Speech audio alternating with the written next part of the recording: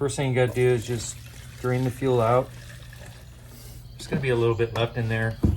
And what I'll do is I'll tighten this up, but not all the way. I wanna leave a little air in there because even though you take that fuel line off, there's still gonna be a little pressure if you leave that cap tight. So you wanna leave a crack in that. Saw's got the bar on it. Take the bar and chain off and the side cover. Husqavarna 1/2 inch or 13 millimeter or bar wrench.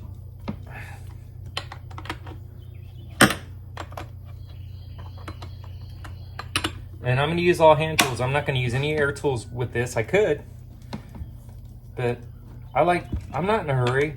I got the air compressor fired up because I'm gonna blow this saw out really good. It needs a good deep cleaning. Husqavarna 372 saws they're one of my favorites. Make sure the chain breaks off. Okay, yeah, so that's filthy. That's gonna need to be cleaned. Just pick the bar up and slid it off. Remember, 15 to 16 steps to get this thing broken down and cylinder off. Just gonna go blow this off really quick. Just gonna go ahead and put the side cover back on. That way it makes it easier as far as having to stow parts in a box. Top cover. Pull the choke out. Take the air cleaner off. Sometimes, like the older 372s, they have Phillips screws in there holding the top cover on. And sometimes, if the saw has never been broke down, corrosion and debris, gets in those threads, and sometimes you have to cut these things off. Sometimes, I'd probably say maybe 10% of the time you'll have to deal with a gummed up screw. And sometimes you'll have to, this one's really tight.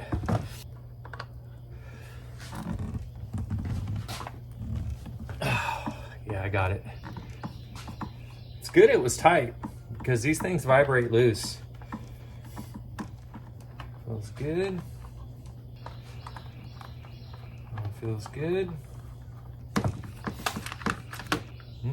Just 3 screws, it comes off. It's real simple.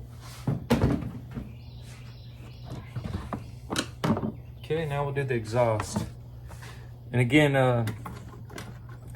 the older 372s, they're Allen heads. The X-Torque style, they're gonna be a star head. Remember, I'm doing this all by hand, and I've got a couple baggies here just to keep the screws in. I ran a 268 piston in this saw with port work and exhaust roof lifted.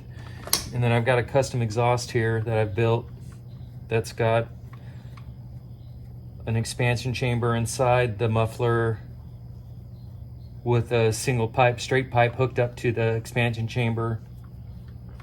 And then several stainless steel tips welded into the expansion chamber.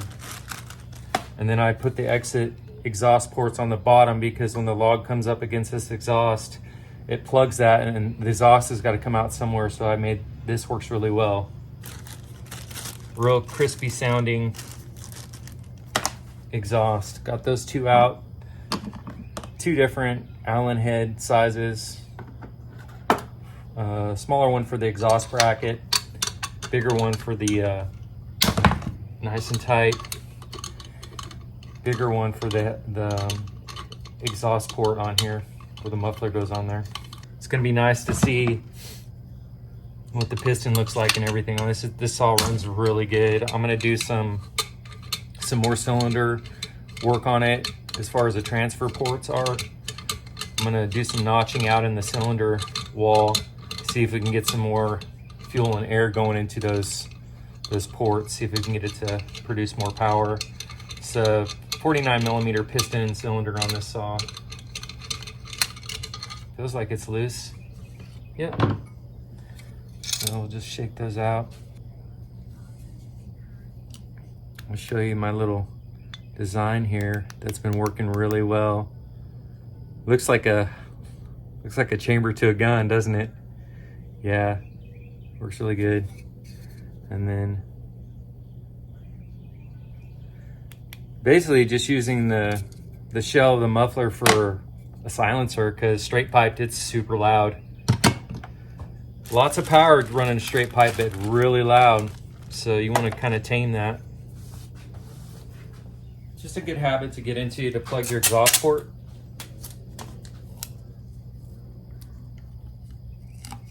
You know, so no, by accident, no debris that gets in there. Okay, now I'll just do the side cover. And now on these are Allen keys also, and they also have a flathead in them too.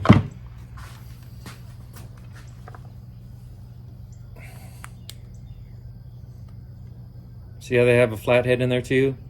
I mean, Allen key's the way to go because it doesn't slip off of there. Yeah, that was nice.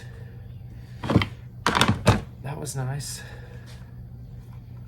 So four screws to hold the top cover or the side cover on. Side cover's off. Okay, now I'll pull the choke lever off. Comes off really easy.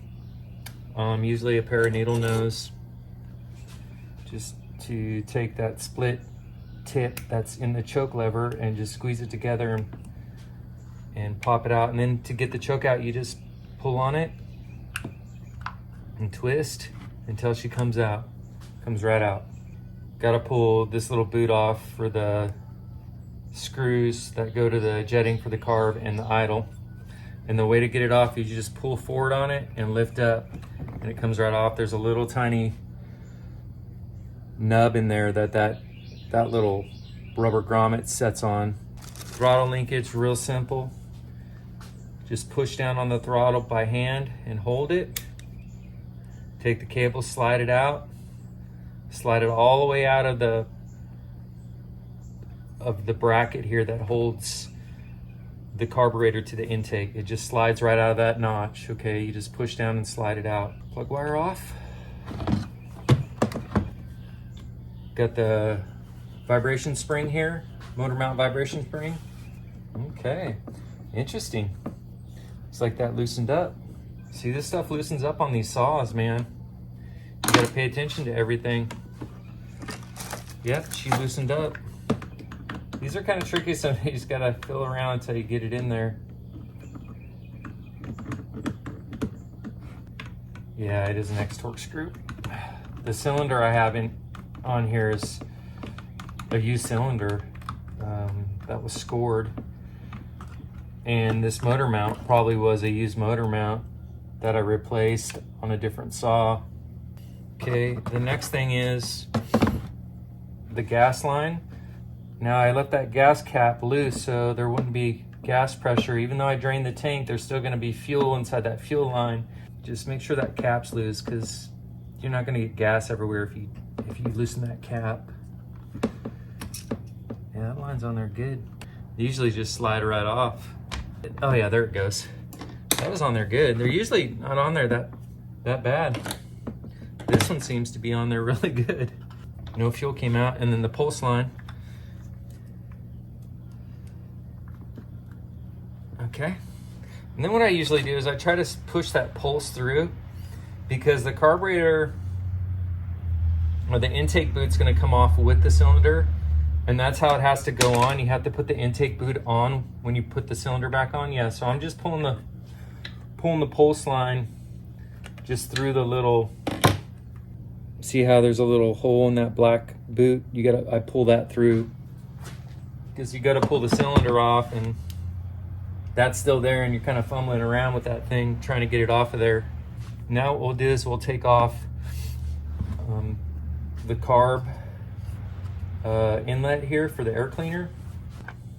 Okay, to take that inlet off, there's two little Allen key heads right here. Now what you want to make sure to do when you get to the boot, that's what they look like, they're just long, is there's a little ring inside the intake boot that you don't want to lose, and it's got to go back on, because it keeps that intake boot from collapsing. Yeah, just had to be nice to it. Boop. To get the carburetor off, all you do is just pull back on that air cleaner inlet and just slide it right out, okay? Now, since I've got this out, I'm just gonna go over there and just blow it off really quick. There are some little vibration pieces in here that cause those long bolts from, you know, chafing inside and wallowing those out. Shrink tube works really good. I'm just gonna wrap this carburetor up. Show you that ring you don't want to lose. You want to pay attention to. See on the intake right there, there's that ring right there.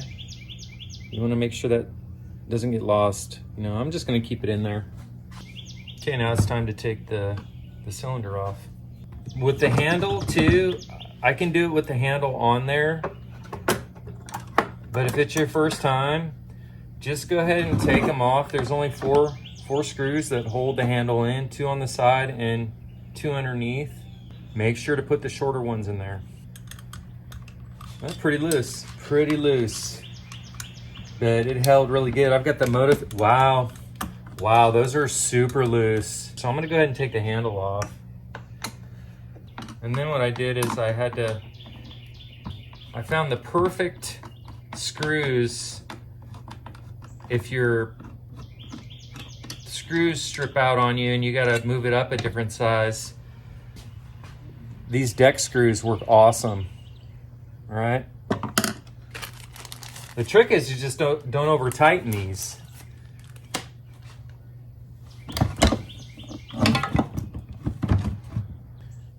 And I can get right to that cylinder bolt now.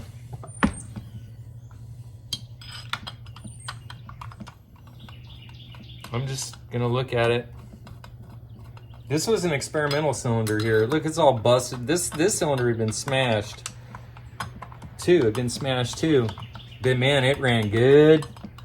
What really works good too is you can get these unlimited coils for these 372s. I believe it's just I don't know why, but a 365 coil, I mean, it doesn't make any difference because 365s and 372s are the same thing. It's just the top covers are different, the air cleaner.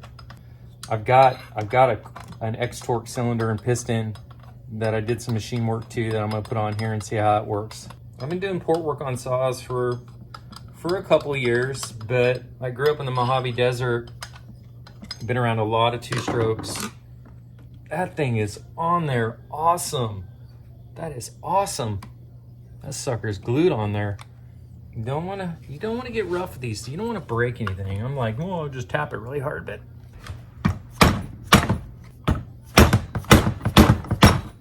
there we go. That was crazy.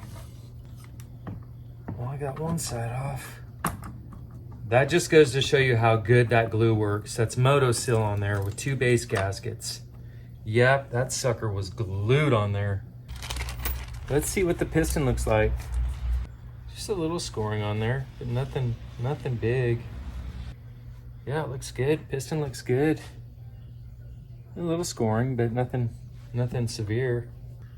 Intake looks brand new. So yeah, I mean, there it is. I mean, 30 minutes into a real easy breakdown.